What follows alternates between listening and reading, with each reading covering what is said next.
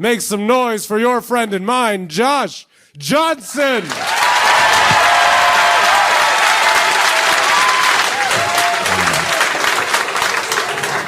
I don't know if y'all heard, by the way, but the Olympic Committee has decided to lift the intimacy ban in the Olympic Village, right?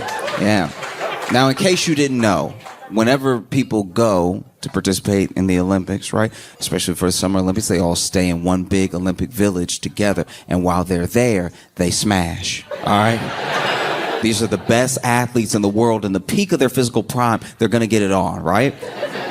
But Olympics is every 4 years, so 2024 Olympics means that last Olympics was that time we do not speak of, right? And in that time, they tried to have some semblance of the Olympics, and so they told the athletes, they were like, listen, something going around. The last thing we need is y'all making something new. So just come here, compete, go home, all right?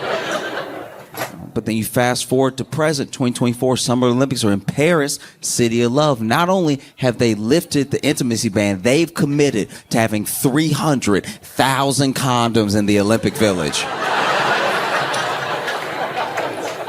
That's ambitious. 300,000 condoms. There's only 10,000 athletes. 300,000 condoms. Half the athletes are men. They expect 5,000 men to go through 300,000 condoms in the span of like 2 weeks. I am not an Olympic athlete. But on the night of my life, I went through 2. There is no way. That is too many condoms. That is too much pressure to put on these young men. It really is.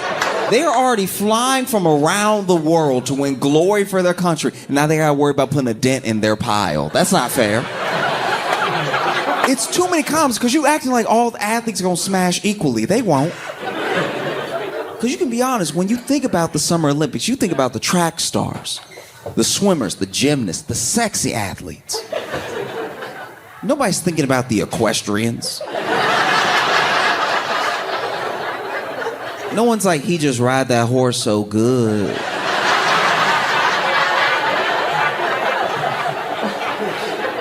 I wonder what else he can... No one has said that ever. In fact, when you watch the sport, you're like, it seemed like the horse doing all the work.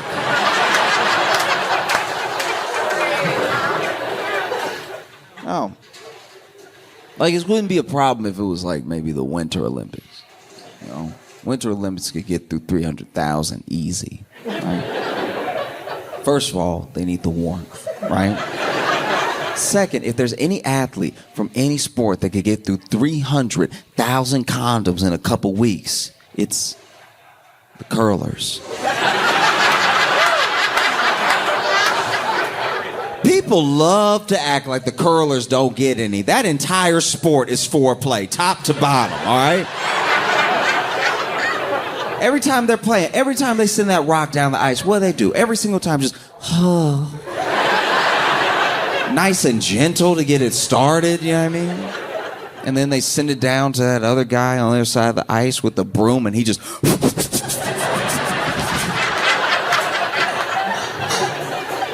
doing it just right so it hits a specific spot. Am I the only one watching the sport?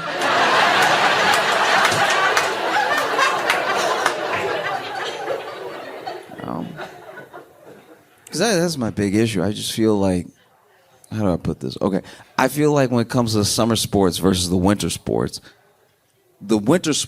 look really, really cool. And all the sports are hard to do. All the people that participate are athletes, right? I'm not being disrespectful. I'm just saying that the people who aren't athletes that do those things still look cooler when it's winter. Does that make sense? Like if you are snowboarding and then you accidentally hit some like slope and you do something cool in the air, people still gonna want to bang you when you land.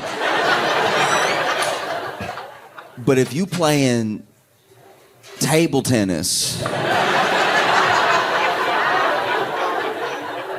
there's just a lot of the summer sports that are very virgin adjacent is what I'm...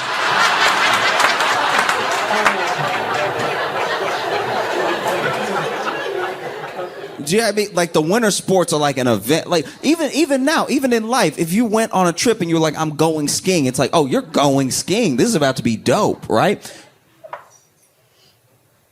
If I'm not trying to be disrespectful. I do think that people who do like the shot put and stuff, those are very impressive athletes. But if you walked up to somebody in life and said, I throw, it doesn't hit the same. You know what I mean? Like, there's just activities that are very impressive when the athletes do them, but if you're not an athlete, it's not impressive.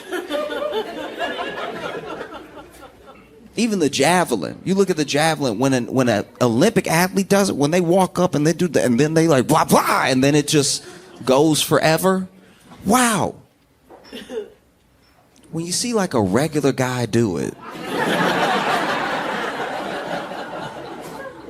I was in high school and I saw, okay, it was a kid. He was supposed to be the best one at this other school because I went on the track team, but I was like adjacent to the team. Like if somebody got hurt, they would let me run.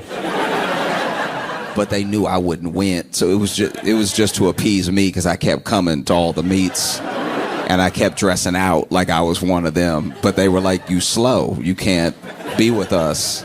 But I was like, "Yeah, but sometimes y'all trip, and one of these days it's gonna be my time to shine." And they were like, "Yeah, but the other kids will still be fast." And I was like, we'll worry about that bridge when we cross it, right? But anyway, there was a meet where this kid had a javelin, and this was a bad track meet to begin with because they had everybody doing everything at the same time, right? And so then they had some of the kids running to qualify at the same time as kids were throwing the shot put and stuff. Now, people weren't really that strong, so things weren't going that far, but there was this one kid that was very good, and then he threw the javelin, and then he threw the javelin, and then you just heard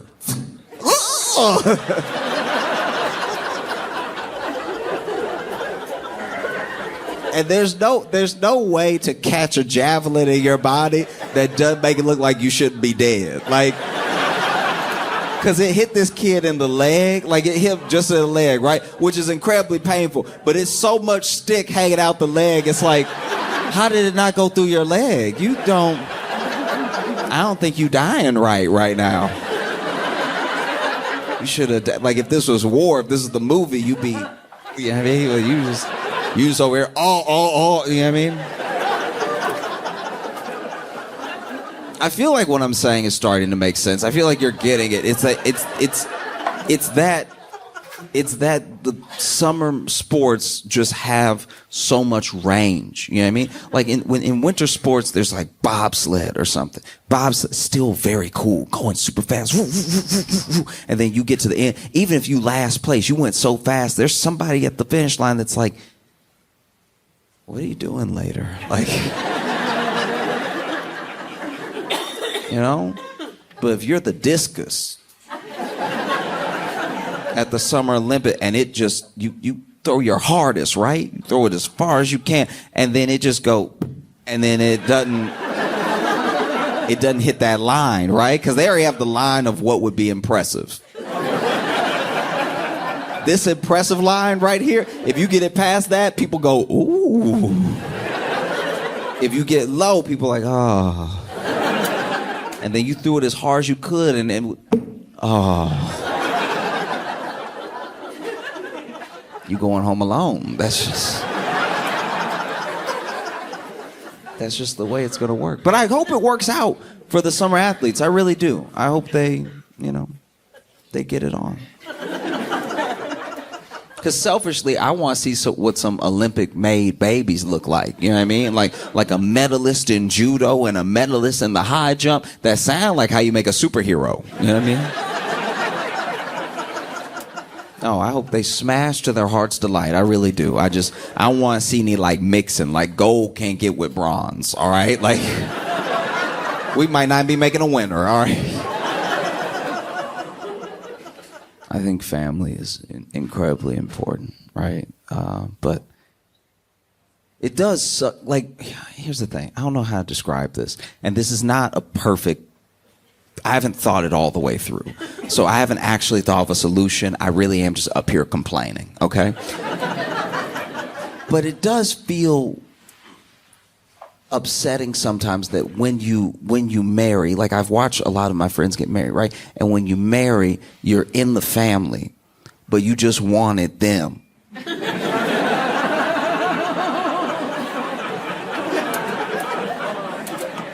Do you know what I mean? Like you love them, and then a bunch of people you don't know are like, no, us too.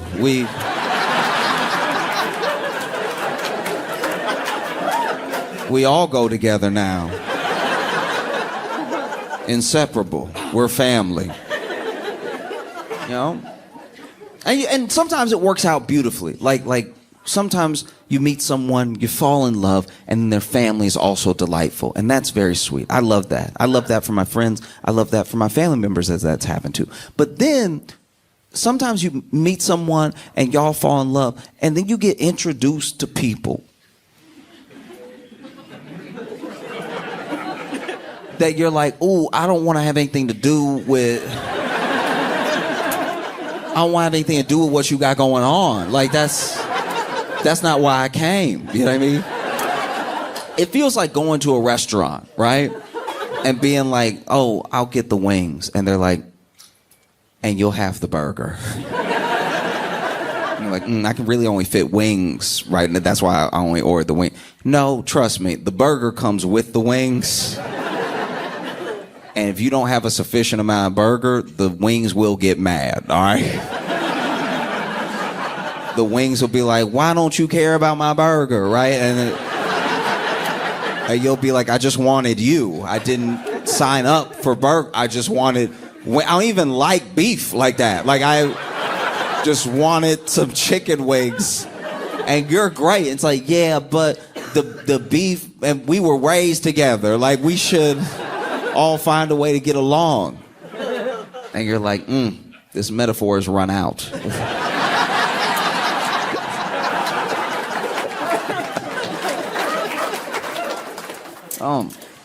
No, I just look, I've watched it happen, and it seems like a real bummer.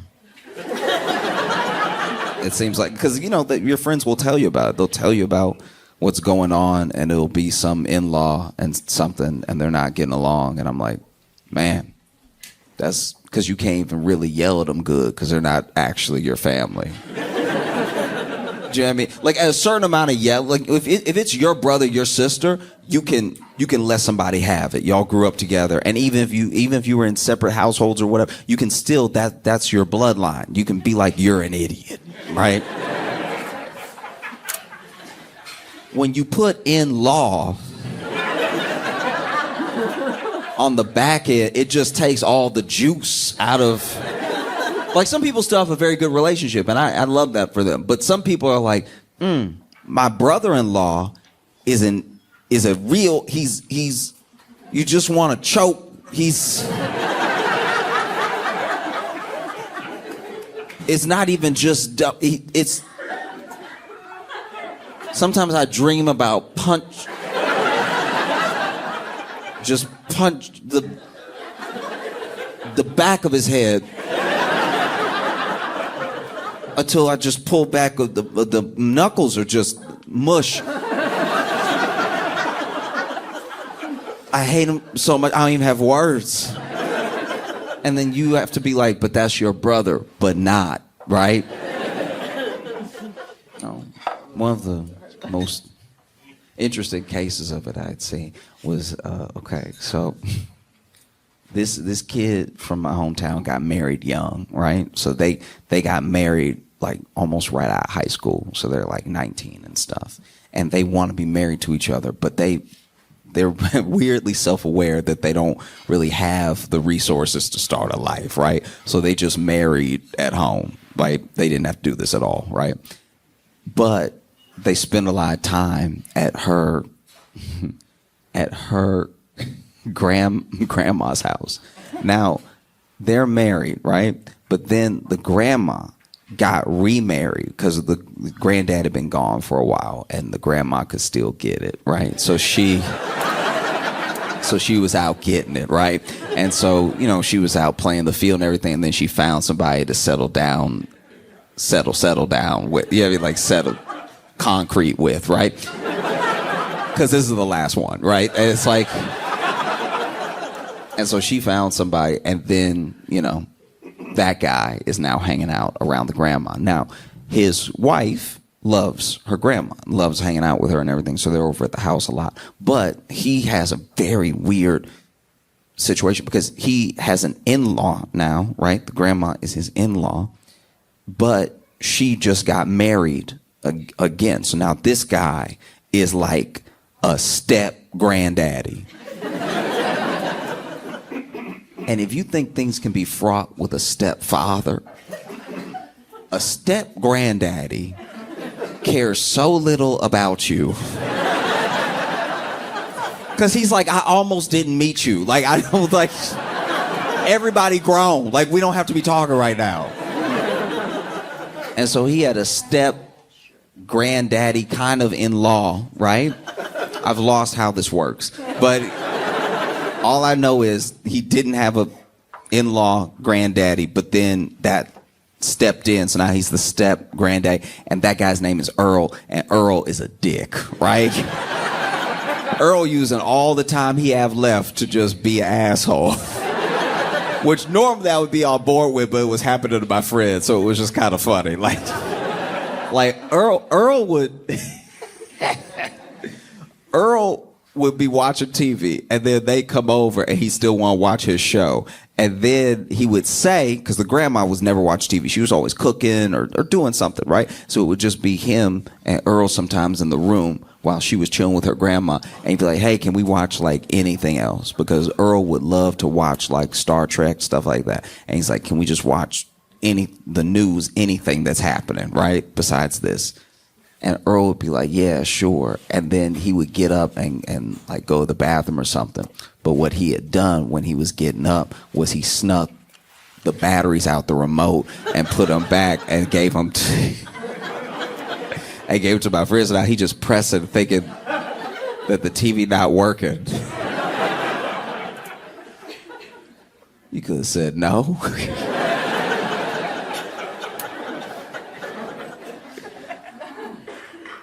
Yeah. There's at a certain point you're like, man, why are you here? Why am I here? Why are we doing this? And Earl had he had this raspy voice. I say he's still alive. He had this super raspy voice where he'd be like, so y'all just gonna stay for dinner? Eating up all the food. Earl didn't even cook. Her grandma cooked. But he would still get he would watch my buddy eat and watch him eat. He got the same food on his plate, by the way. This is how you know Earl a true hater from the core. Because he eating the same... It's not like my friend has something delicious he can't have. He just hates that this dude also has cornbread. So he's like...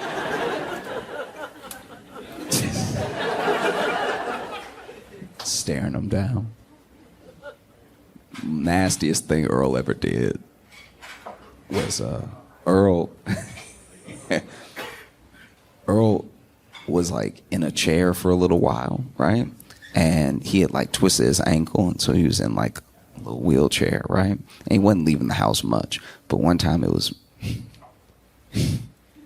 him and my buddy in the room. And without saying a word, they just watching Star Trek. He given up on trying to switch shows and stuff like that. He's like, when I'm with Earl, I'm just going to watch Star Trek, and that's it, right? Earl leans until he tips out of his wheelchair, and he laying on the ground. And when everybody come in, he pointed to my buddy. He was like, why would you push me like that?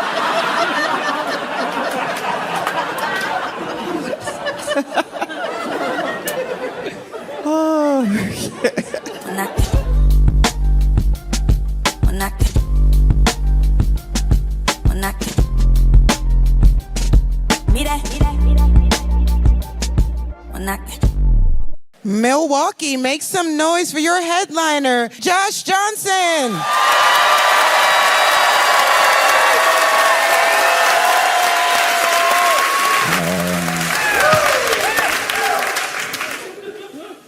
very excited. I've been very, very excited. Been highly anticipating a bout that's coming up. Mike Tyson versus Jake Paul. Some of you may have not known that this was going to happen, but in case you didn't, Mike Tyson is going to box Jake Paul, and I'm excited more for the spectacle than the actual fight. I don't know what's going to happen in the fight exactly, but it is one of the wildest encounters of two people punching each other that you could have ever imagined. Mike Tyson versus Jake Paul, a star, a bona fide star globally of the 80s, fighting one of the most popular influencers that the modern era has to offer. And it just feels like somehow the 80s are fighting the 20s. Do you know what I mean? Like, Mike Tyson versus Jake Paul feels like Sylvester Stallone versus Liam Hemsworth. It's like, you're just kind of like, what? How? How are they even close enough in age to have anything to argue about? This is crazy. If you don't know Mike Tyson, I know that some people are too young to have like really watched him fight. I'm too young to have like remembered those fights live. Some of them I wasn't even around for, but I watched the tape and it's devastating.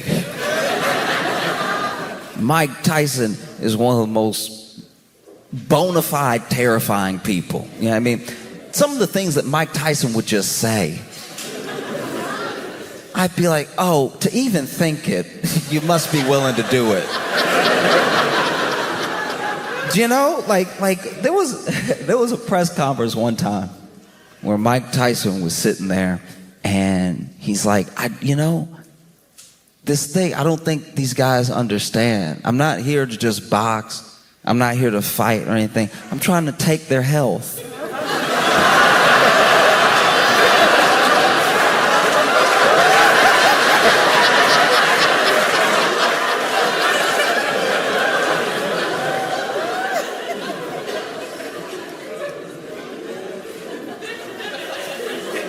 Sir. The question was, what has your preparation been for this match?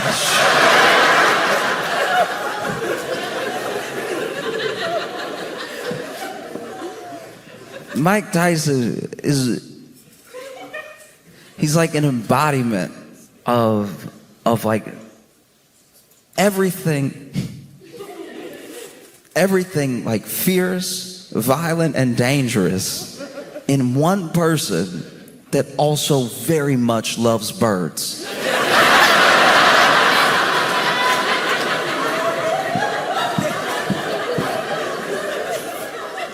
And what's wild about Mike Tyson is that from the time that he was young, right, to present, he has had taken a genuine, not only interest, but maybe an obsession with the way that the world works, understanding oneself and understanding the world and how who you are applies to the world, right? So he said some of the most fascinating things around Alexander the Great, around conquerors, around kings, around how to win a mental battle as well as like a physical one, how war works. He has such an understanding of the world. And then he says other things. Other things that are so scary that you're like, sir, just shoot me. Don't want to have to deal with this, you know? And a lot of it bleeds together because it's not my time, right? I'm not like from that era, but you watch these old compilations of press conferences and interviews and post-fight interviews with Mike Tyson. I was scared for the reporter. Because you have a man who's been training to basically kill a man with his fists, even if it took him 12 rounds. and it took half of one. So by the time you interview him, he's still got a lot of energy.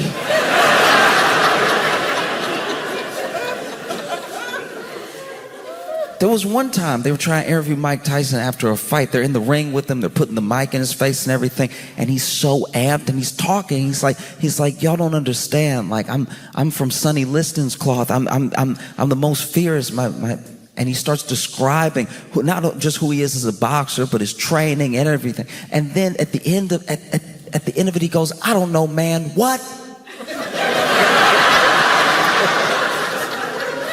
And I think if I had been the reporter, I'd also be like, nothing. I didn't say anything. Don't worry about me. Mike Tyson press conference was a master class in psychological warfare. He would say things that had you thinking like, oh man, this dude's like out of his mind. Or this dude really wants to kill me and I don't know him. That's gotta be tough as a fighter, to sign up for a fight. And you know we both fight. But one of us loves fighting. And we both like it, that's why we do it, and we're both good at it, that's why we do it. But one of us is so excited to hit, they don't care if they get hit. It's a very different person. Do you know what I mean? Even when you're mad, even when you're angry, and you're like, that's it, let's fight. You're trying to get the aggression out, and you want to hurt the other person. And yeah, maybe you're willing to take a few punches, but you aren't in a fight loving getting hit just so you can give a hit. It takes a different type of person, and Mike is a different type of person. You know? When you look at where Mike Tyson comes from, it's astounding that he made it to where he was. You know, Mike Tyson comes from Brooklyn, was in Bed-Stuy, and then at a young age moves to Bronzeville, and it's devastating because it's not the Brooklyn that you know now. You know what I mean? Like it wasn't. There were no cupcake shops. It was Brooklyn in a way that was, let's say the property would be cheap, all right? Like if you were trying to buy, all right? Devastating conditions. And he talks about how there was just, you couldn't even go to the bathroom inside sometimes where they were staying and stuff. And all that stuff can make a hardened person. Because he didn't just have to live in certain conditions. He had conditions waiting for him when he got outside. He talked about it. He had to fight. He had to fight all the time. He had to be ready to be tough all the time. People will test you all the time, right? He talked about his first fight. Because like I said, Mike Tyson loves birds. It's truly one of the sweetest things about him. It's one of the things that like gives you a glimpse into the humanity of a person that's only known as being this fierce beast, right? Loving these birds, being gentle with them, caring for them, spending time with them, you know? Really taking care of them. And when he was a kid, there was a kid who took his bird. And he was like, give it back, give it back, give it back. And give it back, I think give it back genuinely in the way that a kid is asking you earnestly from the bottom of their heart, no, please, give it back, right? And that kid killed that bird in front of him. And then Mike Tyson, I'm assuming, killed that kid because he at least let him remember what would happen. And Mike would get into trouble, and it's easy to say, you shouldn't do this, you shouldn't do this, you shouldn't do this, right? All those things can be true. Obviously, you shouldn't be robbing people, you shouldn't be selling stuff, you shouldn't be out here with these people who are on a bad path and everything. But when you have what looks like no other option from those things, how can you expect someone to just know? You drive down the path that's been paved, you know? And so he ends up in like detention centers and stuff like that. And at one point, Mike Tyson meets Customato. Customato sees him, and immediately he knows. He knows this kid is special, and he's different. And not only just because he's built different, not only because he's big for his age, there's just something about him. And he gets the opportunity to like box a little bit. He goes to the gym, he's hitting bags and stuff, spars a little bit. And Customato sees in something in him. And after sparring, you know, as the story goes, they ask this kid who's just sparred with some grown men, how old are you? And then Mike goes, I'm 13. And then these grown men look at each other and go, this nigga at least 30. Like, there's no way. You better put a 0 behind that 13. That's, what? 13. And Customato, to my knowledge, actually adopts Mike Tyson. Takes him into his home, right? Not just to train him, but to care for him, to love him. You know? Because all this energy, all this fierce potential can really go somewhere if you nurture it, right? And then under Customato's leadership, Mike Tyson does become as fierce of a person as Customato thinks he can be in the ring. And Cus believed in him before he believed in himself. I think that's why their friendship, that mentorship is like, when you see it, there's something special about it. Because anyone who sees anything in any of us and pulls it out of you, right, just with their belief, that's a very special thing. And the only people that wish Customato hadn't done what he did are probably Mike's opponents. Because Mike would have fights that were so damn fast. You can see it even in the video, even in some of the amateur fights that were actually on video. You can see in the opponent where they were like, does he have a hammer? What is he doing? That really hurt. No. And then Mike gets older. Mike becomes world champion. Youngest world champion, right? In there with a boxer with real experience, who's also a special fighter, right? But Mike hits him in a way that maybe he's never been hit before. And if you go back and you watch the video of this knockout, I shouldn't laugh, but Mike didn't just knock this dude out. Like, he didn't knock him out cold, right? This dude gets knocked down again, and he's trying to get up, and you can tell that his body is like, dog, we done. Don't. No. You know, like when you're in a bar fighting, your buddies hold you back? That was that guy's whole body. Like, you can even hear the announcer be like, oh, he's fighting to get up, but his body won't let him, because his body is like, parts of him that didn't get hit. This dude got hit in his head and the chin. And even his feet and his knees and his hips were like, look, if you ever want to speak to us again, don't stack us up on top of each other right now. You need to sit down. And then Mike Tyson becomes world champion. He becomes everything that Customato thought he could be. He becomes everything that he knew he was, right? It's a beautiful moment. And then it's important when you think of Mike Tyson to understand that Mike Tyson is America. A lot of Mike Tyson's story is how America works, right? There are parts of this country that if you travel to, you'll think you're in another country for how poor they are, how broken, the conditions that people are living in. You know, it looks like the developing world in some parts of America, and we don't like to talk about it. We especially don't like to take care of those people because it means we have to really look at ourselves to do it. But there are people that come out of those conditions that build themselves up into something that no one else could have imagined based on where they started, right? Mike Tyson is just like America. Mike Tyson is fierce, fearsome, you know, incredibly violent. People in other countries look at America the way that we look at Mike Tyson. Genuinely, if you travel, and I mean really travel, I'm not talking about just go to the tourist spots and the places that are popular to go. If you really travel and you know world history and you go to a place and you ask them about America, right? A country that we've attacked before, you know? They look at us like we have a tattoo on our face.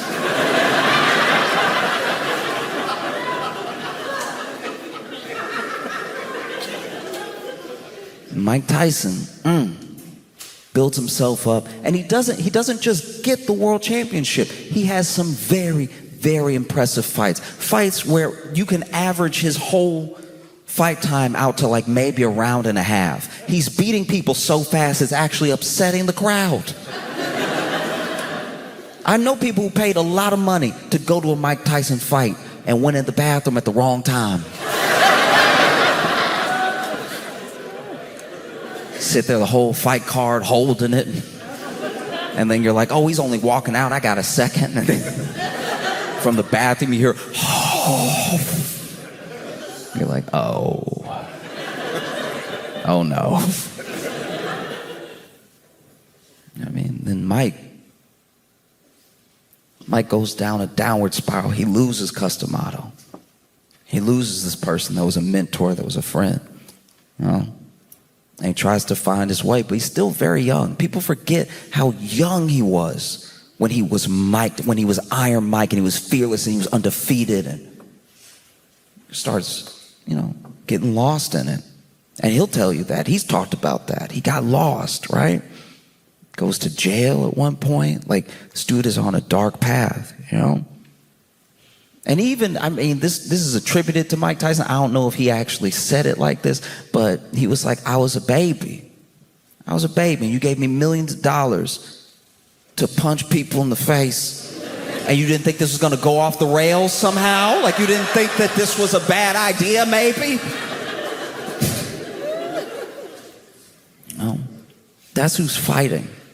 This guy who's relentless, So much fear. Imagine you're in the ring with Mike Tyson and he won't stop staring.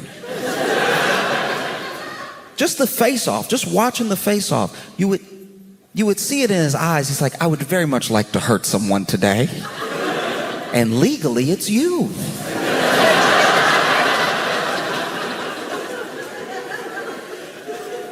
And he was fast, and his movements were jerky, but they were quick, and they clearly hurt, because some very big men did not get up.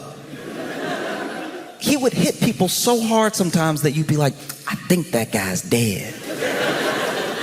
And then he'd twitch, you'd be like, he's all right. That's who's fighting. And then you have Jake Paul. One thing people need to understand about Jake Paul, if you don't, he's very much, we are in Jake Paul's time. Whether we like it when I say that or not, he's having his Mike Tyson moments right now. World famous around the world. People tune in from around the world. They watch his fights. They watch his YouTube videos. This dude is a true bona fide star, right? And we can argue about if he's as popular as Mike was back then and why the internet is different, but he is very popular. And he loved boxing. He feels like boxing saved him. That's something similar that he has with Mike, because this kid, he got a camera from his dad, him and his brother, when they were young, and it was to film themselves while they were doing football so that they could improve, right? Which I don't know how that works. I don't play enough football. Like, if I did that and tried to tape myself playing football to improve, I think I would just be like, this is where I got hit. And this is when I hit the ground. I think that's all I did. I don't know was that right? Is that how you do it? And so him and his brother start making videos, like little YouTube videos, whatever. They're putting them online. They're getting some looks every now and again. But then Vine came out. And if you don't know what Vine is like TikTok granddaddy.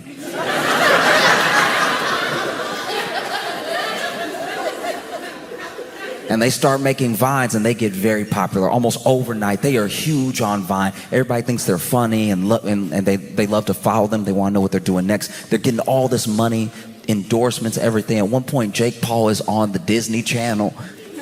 I don't really know what he was doing, but it was quick. And then they start posting on YouTube, and they start getting millions of subscribers on YouTube. These kids are bona fide popular, and they understand something that maybe the rest of us just don't, and that's why they are where they are. They understand internet culture. They understand marketing and business. They understand the way that the world is turning, right? And it's the age of the influencer, right? And A lot of people want to be influencers. Some people don't want to be. You can accidentally become famous, and that's a terrifying thing.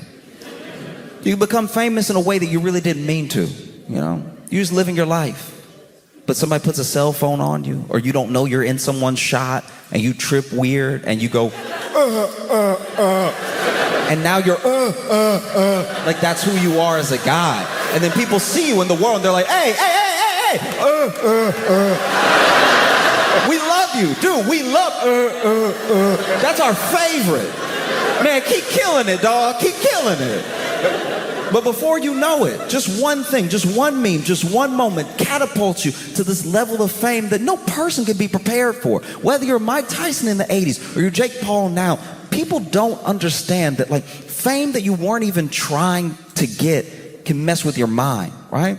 And so Jake Paul was on a dark path as well. He was probably headed for a bad place, and then he started boxing and he loved it. And boxing to a degree saved him. And so he's out here boxing, you know? And at first he starts fighting like YouTubers, like fellow YouTubers, because that garners attention. Because sometimes you see two people who don't like each other and you're like, man, it would be kind of funny if they fought. And this is the thing about us. We as people love a fight. Whether we like to admit that about ourselves or not, we love a fight. I've been walking down the street and seeing kids on the park sinking threes from far away, Steph Curry level, right? And I'm like impressed, and I maybe watch him do two more, and then I'm like, he's getting it in. He'll be fine.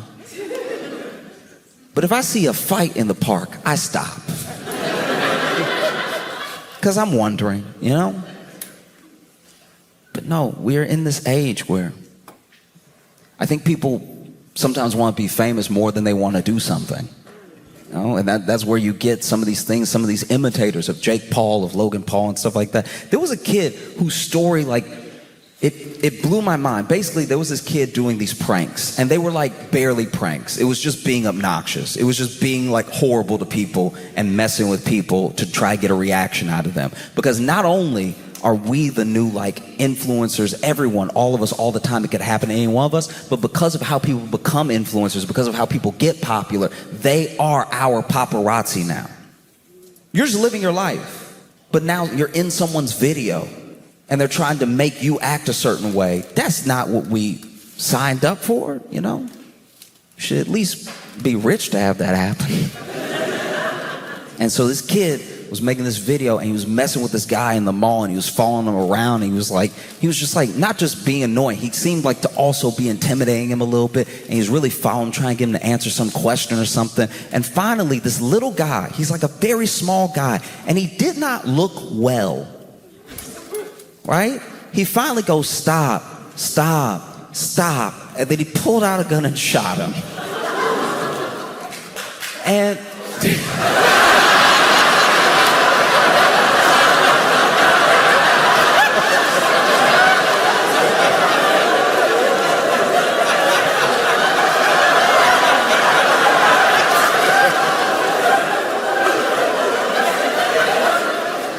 I am praying that's not him.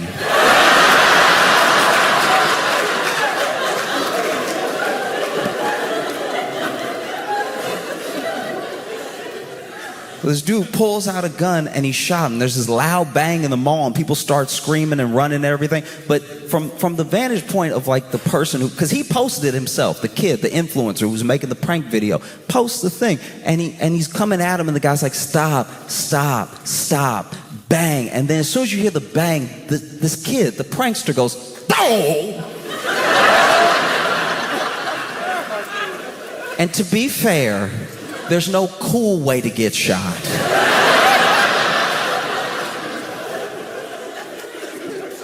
But he goes, "Dow!" and he hits the ground, and that guy walks off, and obviously he gets arrested and everything. They explain the situation. I believe he got released. And then this kid goes to the hospital. He's fine, right? He's fine. He got shot in the side. And he's fine, but when they ask him about it, they ask him how he feels about the fact that this thing happened. Like, is it change how he's gonna make content? He got more followers from it happening because it got on the news and people wanted to see the kid that got shot and they wanted to see the other stuff that he did. So he did get more popular, right? And they wondered how he felt towards the gunman. This guy shot you and you were being annoying, but did you deserve to be shot, right? And then this kid sitting in his hospital bed, his dad, by the way, is furious. His dad is like, there are people saying my son deserved to be shot. My son's just a kid, right? And this kid sitting in his hospital bed, when he's asked these questions, goes, it is what it is, dog. Like,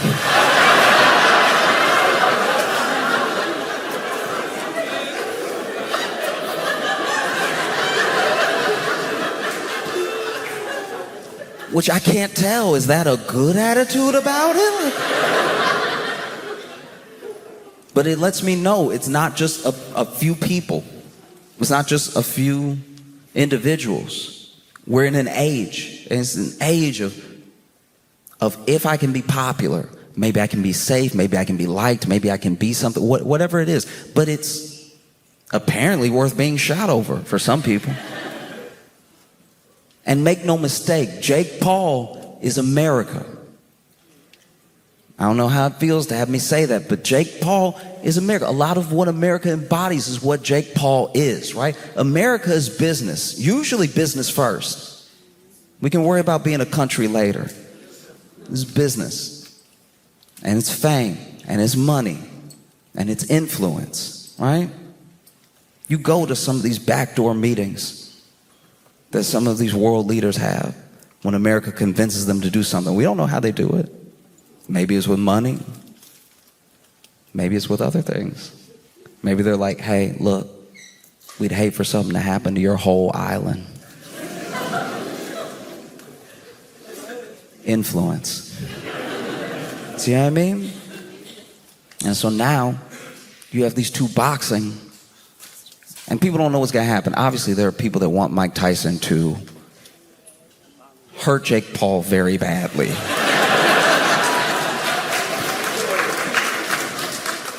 And then there are people who just want to see a fight. They just want to see what it would look like.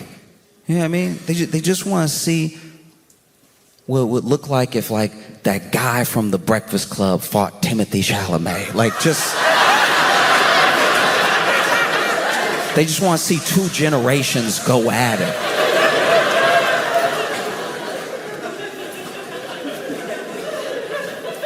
You know? Because let's be honest, it's an odd fight. You know, Jake Paul has fought former MMA fighters. He's fought former NBA players. He's fought YouTubers. He's fought one established boxer, maybe two pro boxers that I know of, right? Because I don't know his entire record. But he said that the thing that made him do this, the thing that made him push for it and create it, was he did some ayahuasca. And when he did the ayahuasca, he said he saw himself fighting Mike Tyson. And if I'm being honest, taking ayahuasca and seeing yourself fighting Mike Tyson sounds like something Mike Tyson would say doing ayahuasca. Like, I could more clearly see Mike Tyson doing ayahuasca, and he's like, I saw myself fighting Jake Paul. I don't know, man. I had to think to myself, you know, if I did ayahuasca and I saw myself fighting Mike Tyson, I'd probably have to sit back and be like, maybe heroin's the answer. Like, I don't know. This ayahuasca is not it for me. No, thank you. You know? And so, as soon as he had that vision, though, he put it into motion. And that's the marketer, that's the businessman, that's the promoter in Jake Paul. He saw this thing and he had to create it. That's also America, by the way. You go to other countries and you're like, oh, I have this big dream of doing this thing. A lot of countries are set in their ways, right? America is properly crazy. we'll let you do anything, fundamentally. And so now they have a press conference. They're together, and Jake Paul's very good at being the heel, you know what I mean? But it's hard to be the heel when you're fighting Mike Tyson. Like, people might be booing you, but he's saying truly upsetting things. Mike Tyson was in a press conference one time, and he was like, look, all I want is for his kids to be watching us fight and see me beat them so bad that they're like, Daddy, no.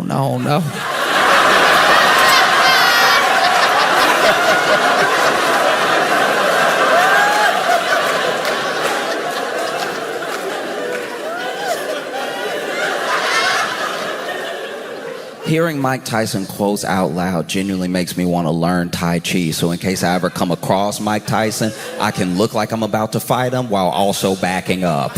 Like,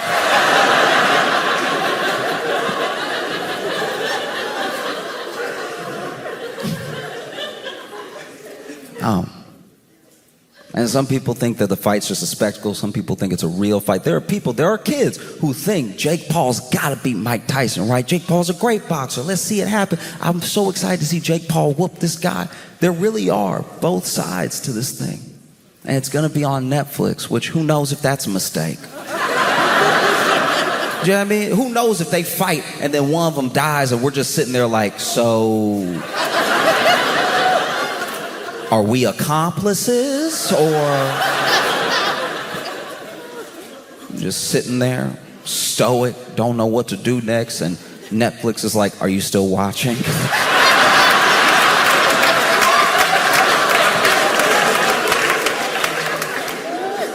Not now, man. You know? And it's a gamble as well. It's a gamble. Is one of the biggest gambles we've seen, because Mike Tyson is, to some degree, putting his legacy on the line. He's one of the most fierce fighters that's ever lived. People talk about Ali and Tyson. When they talk about boxing, they don't really know anything about it. You know those names. And then Jake Paul's putting something on the line, too. It's like, I had this idea, I had this dream of fighting Mike Tyson, and maybe I'm just out of my mind and I'm going to be hurt very badly. And Netflix is putting something on the line, because it's like, will people watch? Will someone die?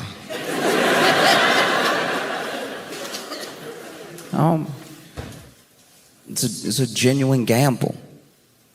And if America is anything, it's a proper gamble. You know what I mean? Like, that's what we do. I don't know. I admire an aspect of what Jake is doing, because Jake loves boxing. And no one will probably ever give him credit for it, but he is revitalizing a part of boxing. People talk about boxing a little bit more now because of the popularity that he brings in, the new kids that he brings in, and he's putting himself on the line because he loves boxing. And that, to me, is wild. Like, I love hip-hop, but I wouldn't try to battle Kendrick Lamar. Like...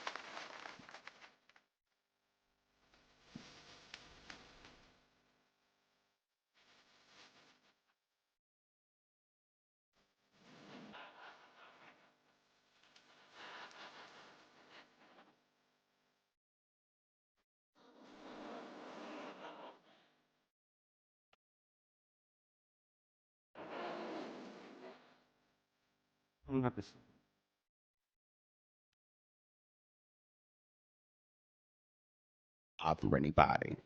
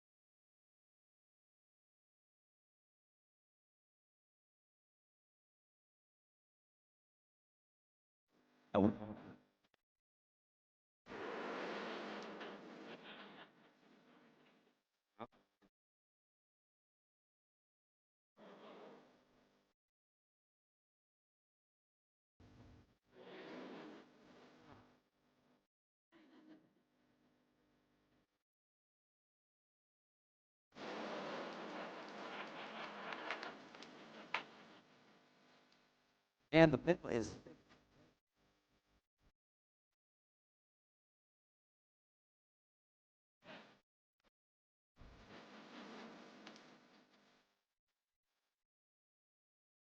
And at the end.